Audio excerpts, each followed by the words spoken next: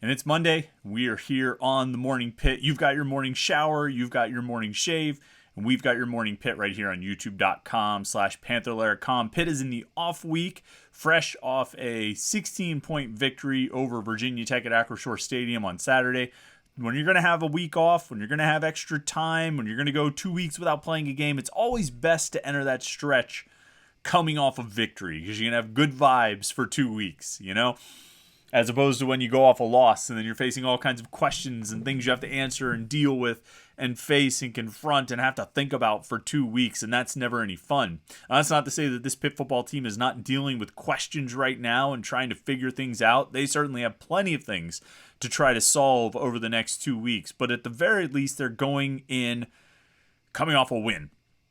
Sitting at 4-2 overall, 1-1 in the ACC at the halfway point of the season. And we're going to spend a lot of time this week talking about where this team is at the midpoint of the season. We're going to write about it a lot on Panther-Lair.com.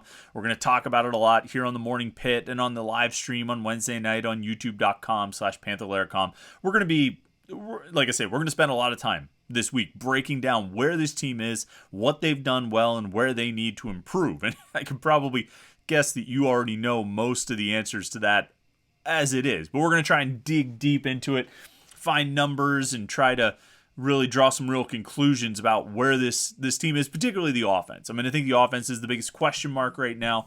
The defense has its questions. They've had their issues and their shortcomings. Special teams obviously has got that as well, but the offense is really what's going to make or break this season over the next 6 games, and that's what they're going to have to figure out. Now, one thing that we know they don't have questions about is the running back, where Israel Abanikanda has been, nothing short of outstanding. He has just played really, really well, and obviously we're coming off a game where he rushed for 320 yards and 6 touchdowns, set the Pitt single-game rushing record, tied the Pitt single-game rushing touchdown record, tied the ACC single-game rushing touchdown record, became the first player since 1998, since Ricky Williams in 1998, the first Power 5 or Power 5 or BCS player to rush for 300 yards and 6 touchdowns in a game.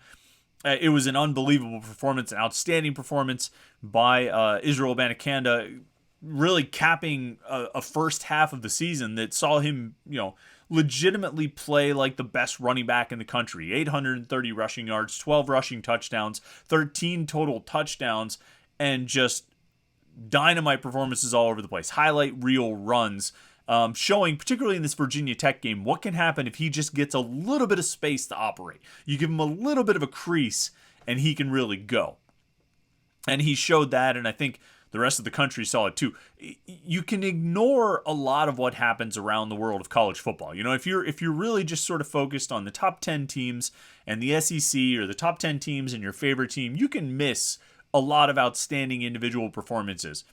But sometimes guys perform at such a high level that you can't ignore it. You know what I mean? And Israel Abanikanda, Walter Camp Foundation, National Player of the Week for his performance against Virginia Tech. When you rush for 300 yards and 6 touchdowns, everybody has to sit up and take notice. Particularly when you're not doing it against an FCS team. You're doing it against a Power 5 opponent, a conference opponent. Everybody sort of takes notice and says, hey, this kid might be pretty good. This kid might be a legitimate player that we need to pay attention to. And so as we start the week, before we dive headlong into looking at this team from sort of a midpoint of the season perspective and recapping the first half of the year and our first half of the fall and looking ahead to the second half of the season and all that stuff, which, like I said, we're going to do that a lot. I just want to talk about Israel Abanikanda just for a little bit. And I kind of want to, I'll just address it head on. And it's the headline of this video. It's the topic of this video. Is Israel Abanikanda playing himself into the Heisman Trophy conversation? Is he playing himself into, possible consideration there? And we'll start with sort of the obvious, which is his production to this point. He's got 830 rushing yards this season. That's the second most in the country. Not just in second most in the ACC, or he's the leader. Not the second most in the Power 5 conferences, or second most in, it's second most in the country. behind Chase Brown from Illinois, who's got 865 yards on 21 more carries than Abanikanda has used to get his 830 carries, or 830 yards. Nobody in the country has rushed for as many touchdowns as Israel Abanikanda. He's got 12. There's only 3 running backs in the country who have at least 120 rushing attempts this season and no fumbles. Izzy Abanikanda is one of those. Carson Steele from Ball State and Lou Nichols from Central Michigan are the other two. Nichols was actually a Pitt target at one point. I think the class before Abanikanda. That's interesting. Izzy Abanikanda is averaging 6.4 yards per carry. That's the highest average of any running back in the country with at least 100 rushing attempts. His 80-yard touchdown run against Virginia Tech was the longest rush against any FBS opponent this season. No FBS team has given up that long of a run, other than Abanikanda getting that one. According to Pro Football Focus, Izzy Abanikanda's got 22 carries of 10 yards or more. That's the second most in the country, again behind Chase Brown from Illinois. He's also got 12 carries of 15 yards or more, which is the third most in the country. And I think it's I don't want to say it's inarguable or not debatable, because quarterbacks obviously weigh so heavily in all of this. But I think you'd be hard-pressed to find another player who is as important to his team's success as Izzy Abanikanda is to Pitt's. Pitt has scored 24 offensive touchdowns this season. Izzy Abanikanda has accounted for 13 of those. He's got 12 rushing touchdowns and a receiving touchdown. So more than half of the team's touchdowns have come from Izzy Abanikanda getting into the end zone. And quarterbacks are always going to have like that higher percentage. You know what I mean? Quarterbacks are going to account they're going to account for a higher percentage of their team's touchdowns. And so probably a higher percentage than Izzy Abanikanda is going to end up with as far as Pitt. But there's something to be said for literally carrying the team on your back, which is what Izzy Abanikanda has done on multiple occasions this season. Most recently, most importantly, this past week against Virginia Tech in a game that Pitt absolutely had to win. I mean, to call week 6 a must-win game seems like a bit of a hyperbole or an overreaction, but I think it's reality. Because Pitt could not afford to lose that game and fall to 3-3 overall, 0-2 in the ACC heading into the bye with only 6 games left to play. They couldn't be in that position. They needed to win that game. And as you got into the second half, I mean, it was a 1-point game at halftime, and every time Pitt pulled away, put some distance between themselves and Virginia Tech, the Hokies closed the gap a couple of times until ultimately it was Izzy Abanikanda who closed the coffin on Virginia Tech and put that game away. I'm not sure there's anyone else in the country, and again, I want to say I'm not sure there's anyone else in the country who is as directly responsible for his team's success as Izzy Abanikanda is, but obviously quarterbacks are going to get a whole lot of credit there, and rightfully so. I mean, you're gonna talk about Kansas without Jalen Daniels? I mean, you saw when he got hurt. I mean, you see kind of what happens. I mean, quarterbacks are always going to carry a lot more of that weight. But Izzy Abanikanda is not far behind. Can he? So, as you sit 6 games in with 830 yards and you're leading the nation in touchdowns, what are the chances for New York City? What are the chances for being a Heisman finalist? And I got to say, history's not necessarily on Izzy Abanikanda's side here. Set aside the fact that he plays for Pitt and there's going to be some inherent bias against that. It's going to be more of a challenge. You've got to have your team succeed. You're going to have your team succeed at the really high level to get some of that attention. But just the way the award has changed over the last, say, 20 years, this century, into such a quarterback-heavy award. Looking over the last 10 years of the Heisman Trophy, there have been 33 Heisman Trophy finalists, and only 6 of them were running backs. Out of those 6, 3 rushed for 2,000 yards. Melvin Gordon, most recently Bryce Love in 2017. That was the last time a running back made it to New York City as a Heisman Trophy finalist. The Stanford running back Bryce Love in 2017 rushed for 2,100 yards and 19 touchdowns. Melvin Gordon in 2014 rushed for 2,300 yards and 29 touchdowns at Wisconsin. And then Andre Williams at Boston College in 2013 rushed for 2,100 yards, almost 2,200 yards, and 18 touchdowns. And it was the first 2,000-yard season in college football in like 5 years. So it was particularly notable. So out of your, in the last 10 years, you've had 6 running backs qualify as Heisman Trophy finalists, and 3 of those 6 rushed for 2,000 yards. The other 3, well, one was Christian McCaffrey, who set the NCAA record with 3,496 all-purpose yards. One was Trey Mason, who only had 1,800 yards, but he got 304 yards in the SEC championship game, which seems to have, he was from Auburn, and that seemed to, that was in 2013, and that seemed to give him a real boost in the voting. And it's sort of reading back, and I had forgotten about this, people were largely surprised that Trey Mason ended up being a Heisman Trophy finalist.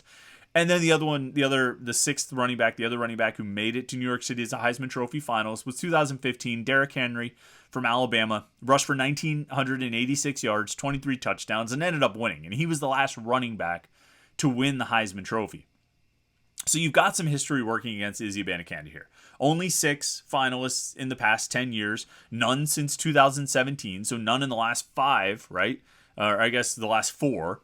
Heisman Trophy ceremonies of, the last 4 have not included a running back, and pretty much needed 2,000 yards, because even Derrick Henry, I just looked at it and said, well, he's from Alabama, of course he got picked, but he was 14 yards shy of a 2,000 yard season.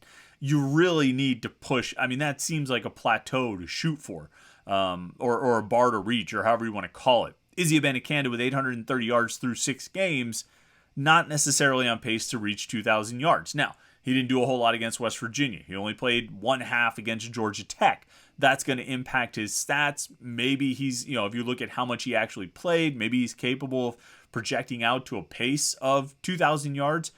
But he's going to need, obviously, what is he at? 830. So he needs 1,170 rushing yards over the next 6 games. He's got to average basically 200 yards per game, which is a pretty, I think Izzy Abanikanda is capable of great things. I'm not sure he's capable of that. So I don't know if the Heisman Trophy conversation is really going to, I don't know if Heisman Trophy finalist invite is going to be in the cards for Izzy Abanikanda, but I think he can have an absolutely sensational season and build on what he's doing and have the first 1,000-yard season by a Pitt running back since 2018. I think he's totally capable of that. What'll be interesting to see, and sort of the trade-off that I think you probably would want to make, is if Abanikanda's production decreases a bit as a byproduct of the ascension of the passing game. And like I say, obviously we're going to talk a lot this week and next week about Pitt's offense, and inevitably that conversation is going to be one that involves a lot of talk about the passing game and how it needs to improve. And I think the Pitt coaches realize they need to improve. They're not going to be able to go for, they're not going to be able to have Abanikanda and Rodney Hammond go off for 300 yards every game like they did against Virginia Tech. At some point, they're going to need to complete passes downfield and really open up the passing game and succeed with the passing game. But in the meantime, having number 2 there as a threat, there to carry the ball, is just an absolutely huge weapon. And regardless of whether or not he makes it to New York City, he is already well on his way toward building one of the great seasons by a running back in Pitt history. If you end up with 15, 16, 1,700 yards, which he should be capable of doing. I said getting to 2,000 yards would take him 200 a game, right? But over the next 6 games, if he averages 100 or 150, if he averages 150, what's that? Another 900, you're pushing 1,700 yards there. If he can get into the 1,700 yard range and score 20 plus touchdowns, you're in rarefied air. There's not a lot of that going around in Pitt history, and you're going to truly go down with one of the great seasons by a running back in school history. Now, his yardage, also, his production could also take a bit of a hit when Rodney Hammond is active again, but I think that only serves to benefit the offense as a whole, considering how well Hammond ran against West Virginia and basically how well he has run anytime he's gotten an opportunity. Andre Powell pointed out how last season Hammond seemed to really excel when he got a chance, but he often got a chance late in the game when maybe the defense was worn down a little bit. So maybe you go 3 quarters heavy with Abanikanda and into the 4th quarter heavy with Abanikanda, wear the defense down, have Abanikanda get his 100, 120, 150 yards, and then really hammer the coffin closed with Rodney Hammond. that's probably not and I didn't mean to say hammer with Hammond, but hey, that works out pretty well. That's not a bad approach for Pitt. And if they are able to do that and be successful, then they're probably going to be able to win some games with that approach. But again, the passing game is going to have to elevate. We'll talk about that a lot this week. But the Abanikanda Heisman talk is kind of fun. I don't know if he's really going to get much looks nationally, but he is one of the premier running backs in the country right now and arguably the best. When he's only, how much is it, 30 yards behind, Chase Brown from Illinois, and he's done it on 20 fewer carries, and he's scored more touchdowns. He is arguably the best running back in the country right now, fresh off one of the best games we've ever seen from a Pitt player and certainly from a Pitt running back. So it's been fun to watch. All right, we have some other things we have to talk about. And we didn't talk about it. Obviously, we didn't talk about it on Friday in the Morning Pitt because it hadn't come out yet. We didn't talk about it on Saturday night at the postgame show because that was a football postgame show. But we can't avoid the topic of Dior Johnson. And, this is sort of a hard left turn from a pretty positive story as it relates to Izzy Abanikanda into something that's negative all around. And this story broke on Friday, late Friday afternoon. I can almost remember the exact time because I was sort of in the middle of heading out to leave the house for an extended period when this came out. And our guy Jim Hammond at Panther-Lair.com I think he unearthed the docket sheet first that charges have been filed, including felony charges against Dior Johnson, Pitt freshman guard, stemming from an incident in September. And the details of the incident, at least as they are alleged, are out there. You can find them. We've all read them. We've all seen them. If you're so inclined to find them, go ahead. You can read the charges. You can read the allegations and draw your own judgments based off of what you read in that regard. Suffice to say, it doesn't look good. Suffice to say, there's some pretty ugly language in there, depicting some pretty ugly events. The kinds of things that people shouldn't do to other people, in these allegations against Dior Johnson. And I think, suffice to say, we've seen plenty of situations in the past, sports related and otherwise, where initial allegations and initial charges don't always end up being the allegations and the charges when the legal process is fully concluded. And I think there are a lot of questions about this process as it moved from the first or second week of September into the first or second week of October. I think there are questions about what Pitt knew and what Pitt was aware of. I genuinely believe that Pitt didn't know anything about this. And there are a few reasons for that. One is that this incident was alleged to have happened on September 5th. 4 days later, and you can go back and look at youtube.com/Panther-Lair.com for this, Dior Johnson did a Zoom interview with me, set up by Pitt. And he did a couple interviews with a few different outlets that day. 4 days after this incident. A week or two later, we talked to Jeff Capel on the, after Pitt's first official practice of the fall. And Jeff Capel talked at length about the vetting process with Dior Johnson, of how Dior Johnson ended up getting to Pitt, and really didn't want to talk about basketball at all as it relates to Dior Johnson. I mean, I asked Jeff Capel several questions about Dior Johnson, about how they recruited him, how they landed him, how he ended up at Pitt, and Capel talked a lot about the process of background checks, of doing their homework, of trying to find out who this kid was and what he was about and whether he would be a fit. And at one point I asked him about basketball. I said, well, what about, on the court? What attracted you to him on the court? What do you see out of him on the court? And Capel almost kind of brushed it aside. He said, well, we knew he was really talented. There was never any question about that. He's really good. But we needed to know about that other stuff. We needed to know off the court. We needed to talk to people around him. And Capel said they were satisfied with the answers they got. Now, I don't say that to call into question the vetting process, although certainly if you have those questions, I don't fault you. I only bring up that anecdote and the story of doing a Zoom interview with Dior Johnson on September 9th, the day before the Tennessee game. And again, you can go look at youtube.com/Panther-Lair.com. The video was posted the same day it was recorded. And the fact that these things happened all within 2 or 3 weeks of this incident does lead me to believe that Pitt was unaware. That Pitt did not know about this. And I think even when the news started to come out, there was an initial denial from Pitt. And I think it's because they really had no idea. And I don't really know if Dior Johnson had any idea. It's possible he knew and kept it all secret from the coaches. It's also possible he had no idea at all and was completely blindsided to find out that he had been named in felony charges. There's, at this point, I can't pass judgment one way or the other, because I don't know. I don't know what happened. I don't harbor skepticism for either side of the equation here.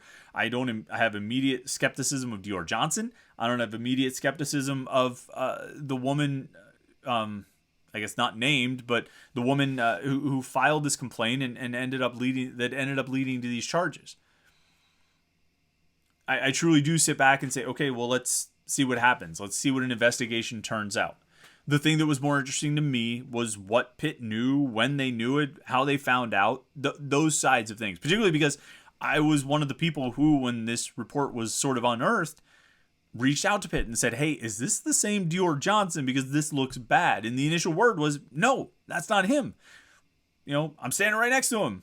I'm in his company right now. He is not he's not been arrested under felony charges. And you would think if someone had been arrested under felony charges, it would not be a surprise. And so because of that, that's sort of where my interest is. That's what I, am interested in right now. But I have to say this.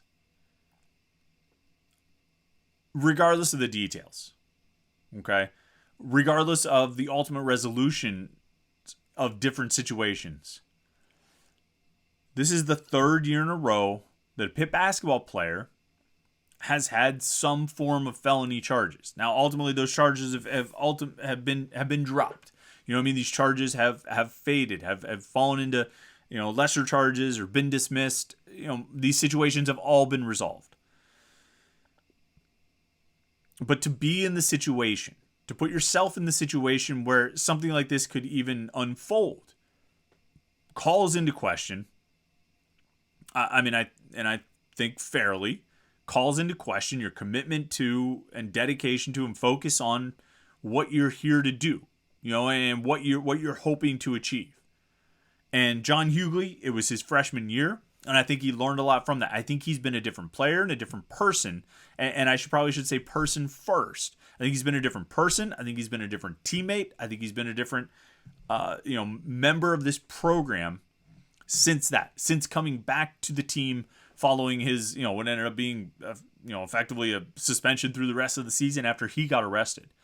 I think he learned from that. Ethiel Horton, whatever the details are there, and Dior Johnson now, whatever the details are, it's hard to look at this and not say this is a red flag for Jeff Capel and his program. And there's so much about Capel and the way he's built this program that I think he's worked really hard on the culture. And I think it hasn't always worked. It hasn't always panned out. There have been culture issues in this locker room. And they've caused problems for this team on the court and their success and their lack thereof. But I believe he has worked very hard on trying to resolve those issues. But to have another legal incident crop up with one of your premier offseason additions, late as he might have been, it's a major concern. It's a major concern. Regardless of how this situation gets resolved. And maybe it ends up, being a giant nothing. And somehow all the charges get dismissed or reduced and it just becomes one or two misdemeanors for whatever. You were still in that situation. You were still in a situation where something like this could be alleged in a legitimate enough manner that these charges would be filed, even if they're overcharged. And I don't know if they are. I don't know if they aren't. Like I said, I'm not choosing to be skeptical of one side or the other. I'm not choosing to believe one side or the other. I'm saying that this incident was alleged. Who knows? I don't know what happened. But you had to have been in some kind of situation to, again, at least allow for these charges to be, somewhat legitimately filed. And that's concerning. And there's really no two ways about that, two ways around it. And now he's suspended indefinitely. Pitt has a policy. If you have felony charges hanging over you, you're suspended indefinitely. And, we could probably have another conversation another day about whether the policy should have more flexibility or if it should be applied on a case-by-case basis. I can, if you want to argue that, I can totally understand it. If you want to say that an athletic director and the people who would kind of be in charge of looking at that or adjudicating it should not be positioning themselves as judge and jury, I can also see that as well. And I can see an athletic director saying it's easier for us if we just step back and we have a blanket policy and we let the legal system figure it out and then we act after the legal system resolves the situation. I can totally see that as well. That's another conversation for another day.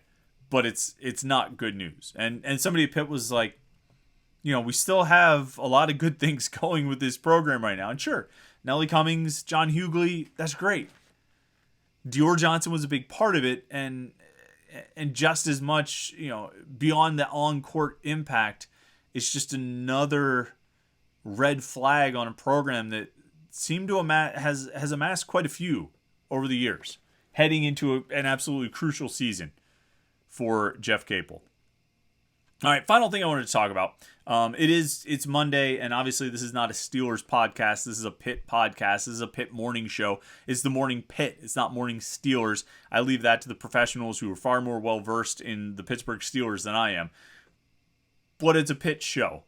And Kenny Pickett is a Pitt guy. And he made his first career start yesterday in a game at Buffalo that was, quite frankly, ranks. I've been watching the Steelers sort of consistently since about 1997, 1998, probably around 2000 or 2001 is when I really started diving into it. I mean, you're talking about close to a quarter century of watching this team. I don't go as far back as many of you.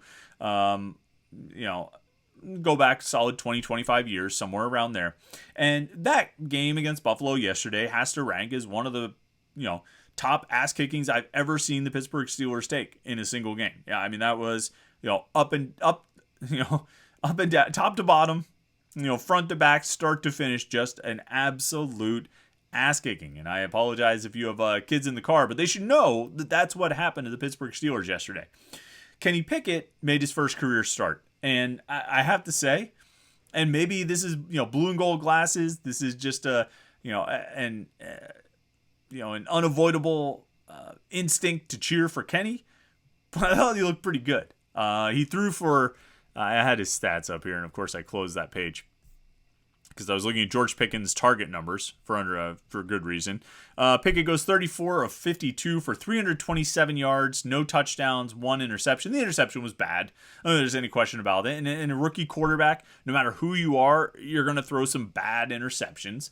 I don't think there's any doubt. But overall, I liked how he played. The moment wasn't bigger than him. He looked comfortable out there. He looked as comfortable out there as he looked last year at Heinz Field. As comfortable as he looked, whether he was, even some of the games on the road that they had. He looked like Kenny. And I thought he played like Kenny. And I thought he had kind of the confidence that Kenny has. And, even when it comes down to like taking a shot at a guy, getting into a fight, like, okay. Partially because you're losing by like 5 touchdowns. So, yeah, you might as well get in a fight and try and defend yourself a little bit. But I thought, he ran well. He seemed to make some good throws, some really sharp throws. Seemed to read the defense relatively well. He wasn't perfect, of course. Like we said, the interception. He had a few other throws. You just said, ooh, Kenny, don't do that. He also had his receivers let him down. Dior Johnson had some real bonehead non-catches, not the kind of thing that a wide receiver one should be doing. And I'm not worried about him seeing me say this because, well, he blocked me on Twitter when he was like a recruit for some reason. I have no idea. I don't think I ever even interviewed the guy. But that's neither here nor there.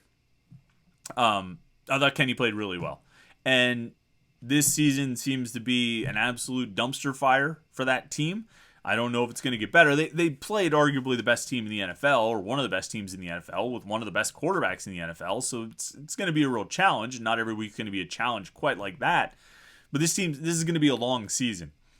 But I'm maybe more interested in this season, no matter how bad it seems like it's going to be, than I was last year, or maybe even, what was it, 2020, when they started like 11-0 or something. I mean, I watched, I followed every game, I was interested. But my interest level was higher because Kenny, it's going to be fun to watch him play. And I think he'll just keep getting better. He'll keep developing more and more chemistry with the receivers. I think George Pickens is a legitimate big-time player, and Kenny is bringing that out. You know what I mean? Because he's willing to throw to him. Pickens has 16 targets in the last 2 games, and that's Kenny's work, where he had like 12 targets in the 3 games before that. I mean, Kenny's going to the guy who seems to be the best receiver on the team. It's not rocket science here. So, shout out to Kenny making a first start. Tough environment against a very good team, a very good defense, and looking like he belonged, and looking like he's an NFL guy. And so that was pretty cool to see, even if the game itself was an abject disaster. So congratulations on making the first start, Kenny. And hopefully you get that first win sometime soon. All right, like we said, we'll have a lot to talk about this week as we kind of recap this first half of the season and really dig into where this team needs to improve and what they need to do to improve. And just like that, a picture of Keaton Slovis comes up on the screen. Couldn't have timed that better. It's going to be a big 2 weeks for Pitt to try and get guys healthy. We're going to talk about who they need to get back on the field, who they probably will and maybe won't get back on the field by that next game in 2 weeks. We're going to talk about some of Pitt's best players and some of Pitt's players that need to improve a whole lot. The areas of the team that have done well and the areas of the team that need to take a real step forward if this team's going to win a bunch of games in the final 6. And the opportunities there, we've talked about it a lot. This schedule is not daunting, but you've got to be able to go out and make plays. And this team is going to have to prove that it can do just that. So it's going to be a fun week. It's going to be an off week. We're going to talk recruiting. We'll talk football. We'll get into some hoops talk. We got a lot planned for this week of Morning Pitt episodes. It's going to be, the end of the weekend before you know it, and we'll be back into the regular game week routine next week. But we'll keep you up to date and give you lots to talk about right here every day on the Morning Pitt. Of course, stay tuned to Panther-Lair.com, Panther-Lair.com, Pittsburgh.rivals.com, the most comprehensive source of Pitt sports news on the internet. Football, basketball, recruiting. Find it all at Panther-Lair.com. And of course, message boards where you can interact with hundreds and thousands of other Pitt fans. Panther-Lair.com. And then we have our extension of the website right here at youtube.com/Panther-Lair.com. We post a new Morning Pitt video every day, Monday through Friday, just to get your day started with a little bit of Pitt talk. So make sure you tune in every morning. Subscribe. Hit that subscribe button wherever it is down there. That little blue rectangle that says subscribe. Hit that, and you can turn on your notifications, and you'll get an alert every time we post a new Morning Pitt video, or we go live for the Wednesday night live stream, or a post-game show after all of the Pitt football games. Like this video. We really appreciate that. Subscribe to youtube.com/Panther-Lair.com. We appreciate that very much as well. Hope you had a great weekend. Really appreciate you tuning in to this video today. Have a great Monday. We'll talk to you tomorrow morning, Tuesday, for the Morning Pitt right here on youtube.com/Panther-Lair.com.